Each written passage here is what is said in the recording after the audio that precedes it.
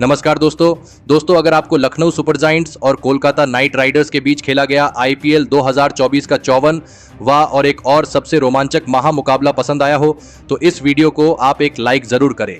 इस वीडियो का like target 400 like है, तो इस वीडियो को आप दिल से लाइक जरूर करें।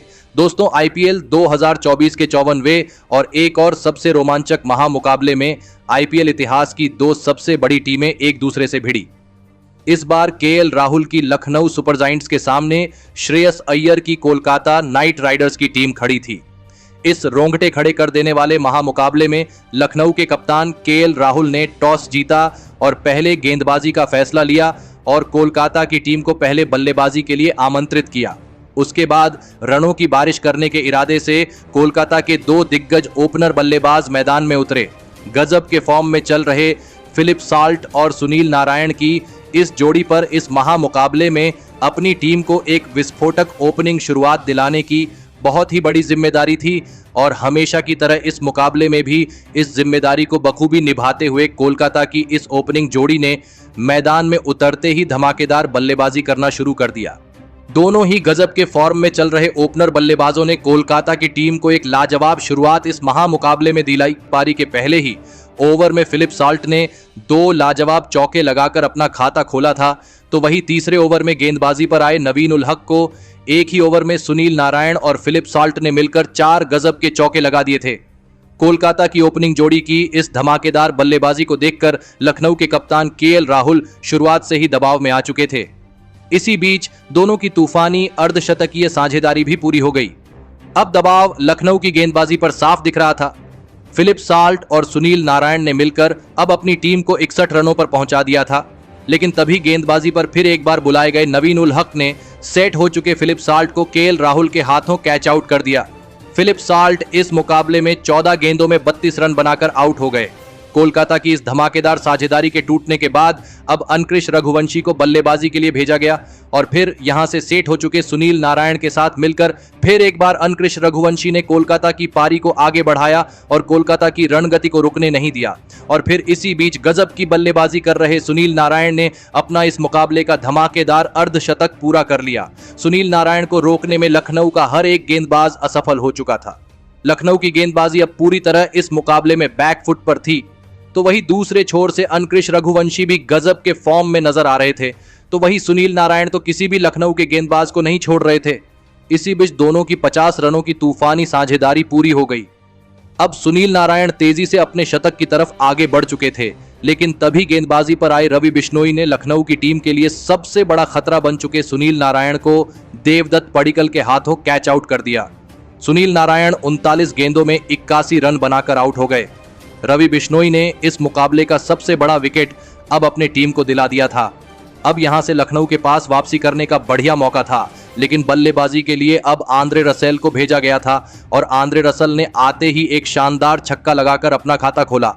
लेकिन आंद्रे रसेल को भी लखनऊ की गेंदबाजी ने ज्यादा देर तक मैदान में टिकने नहीं दिया और गेंदबाजी पर आए नवीन उल हक ने आंद्रे रसेल को कृष्णपा गौतम के हाथों कैच आउट कर दिया। आंद्रे रसेल इस मुकाबले में 8 गेंद में 12 रन बनाकर आउट हो गए।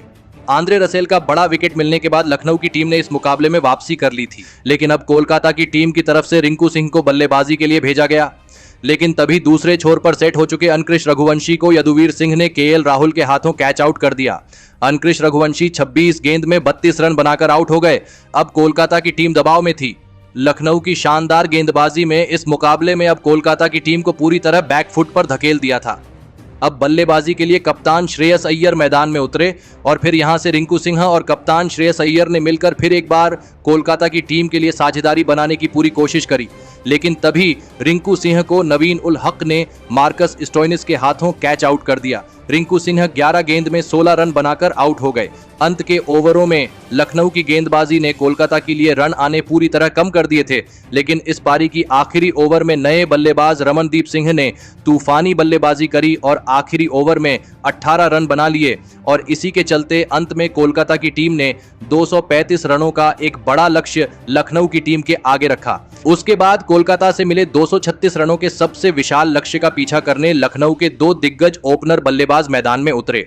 लखनऊ के कप्तान केएल राहुल और अरशीन कुलकर्णी के कंधों पर इस विशाल लक्ष्य का पीछा करते हुए अपनी टीम को एक शानदार ओपनिंग शुरुआत दिलाने की बहुत ही बड़ी जिम्मेदारी थी। लेकिन लखनऊ की इन उम्मीदों को पारी के शुरुआती ओवरों में ही कोलकाता की तेज गेंदबाजी ने तोड़ दिया और गेंदबाजी पर आए मिचेल स्टार्क ने अरशीन कुलकर्णी को रमनदीप सिंह के हाथों कैच आउट कर दिया। अरशीन कुलकर्णी 7 गेंद में 9 रन बनाकर आउट हो गए।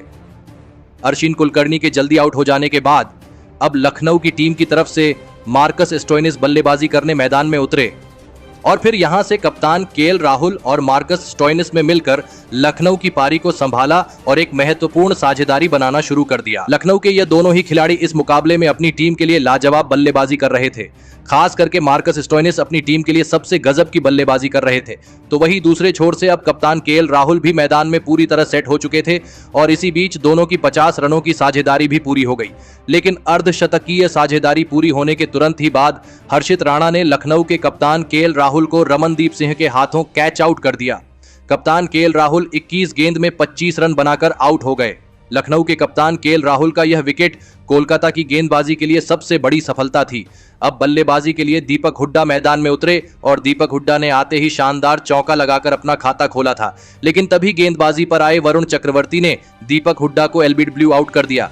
दीपक हुड्डा 3 गेंद में 5 रन बनाकर आउट हो गए। अब लखनऊ की टीम बड़ी मुसीबत में थी। इतने विशाल लक्ष्य का पीछा करते हुए लखनऊ की टीम ने अब अपने टॉप के 3 बड़े बल्लेबाजों को खो दिया था। अब बल्लेबाजी के लिए निकोलस पुरन मैदान में उतरे थे। लेकिन तभी दूसरे छोर पर बल्लेबाजी कर रहे और सेट हो चुके मार्कस स्टोइनिस को आंद्रे रसल ने हर्षित राणा के हाथों कैच आउट कर दिया। मार्कस स्टोइनिस 21 गेंदों में 36 रन बनाकर आउट हो गए। मुकाबला अब पूरी तरह कोलकाता की कंट्रोल में था। कोलकाता की गेंदबाजी इस मुकाबले में गजब की फॉर्म में नजर आ रही थी। अब मैदान पर आयुष बदोनी उतरे थे। लेकिन फिर एक बार गेंदबाजी पर आए आंद्रे रसेल ने निकोलस पुरन को फिलिप साल्ट के हाथों कैच आउट कर दिया। निकोलस पुरन इस मुकाबले में 8 गेंद में 10 रन बनाकर आउट हो गए। अब लखनऊ की आधी टीम आउट हो चुकी थी। कोलकाता की गेंदबाजी ने लखनऊ की इस बल्लेबाजी को पूरी तरह बेबस कर दिया था। अब बल्लेबाजी के लिए एस्टन टर्नर मैदान में उतरे। लेकिन तभी गेंदबाजी पर आए सुनील नारायण ने आयुष बदोनी को मिचेल स्टार्क के हाथों कैच आउट कर दिया। आयुष बदोनी इस मुकाबले में 12 गेंद में 15 रन बनाकर आउट हो गए। अब लखनऊ की सभी उम्मीदें एस्टन टर्नर पर थीं। लेकिन एस्टन टर्नर को भी कोलकाता की गेंदबाजी ने ज्यादा देर तक मैदान में टिकने नहीं दिया और वरुण चक्रवर्ती ने एस्टन टर्नर को अपनी ही गेंद पर कैच आउट कर दिया। एस्टन टर्नर 9 गेंद में 16 रन बनाकर आउट हो गए। तो वही एस्टन टर्नर के बाद बल्लेबाजी के लिए आए कृणाल पांड्या को भी हर्षित राणा ने फिलिप साल्ट के हाथों कैच आउट करके लखनऊ की इस पारी को पूरी तरह ध्वस्त कर दिया।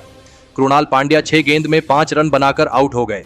कप्तान श्रेयस अय्यर अपने गेंदबाजों के प्रदर्शन से बहुत ही ज्यादा खुश नजर आ रहे थे और फिर कोलकाता की इस बेहतरीन फॉर्म में चल रही गेंदबाजी ने लखनऊ के निचले क्रम को भी कुछ ही पलों में तबाह कर दिया और इसी के साथ कोलकाता की टीम ने इस रोंगटे खड़े कर देने वाले महामुकाबले में लखनऊ की टीम को 98 रनों के बड़े अंतर से हराकर इतिहास रच दिया।